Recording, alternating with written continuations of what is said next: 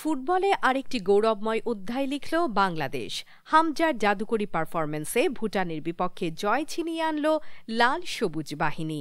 মাঠে শুরু থেকেই আগ্রাসী বাংলাদেশ, মাঝ মাঠে নিয়ন্ত্রণ আর আক্রমণের ধারালো ছন্দ। আর এই জয়ের মূল কারিগর হামজা। তার একক নৈপুণ্যে উঠে এলো একাধিক সুযোগ, আর তাতেই ভুটানকে কুপোকাত করল বাংলাদেশ। প্রথমার্ধে দুর্দান্ত পাসিং আর দ্বিতীয়ার্ধে ফিনিশিং, পুরো ম্যাচেই আলো ছড়িয়েছেন হামজা। তার ছোঁয়ায় বদলে যায় খেলার গতি। দর্শকেরা চিৎকার করে বলে ওঠে, এই তো আমাদের নায়ক।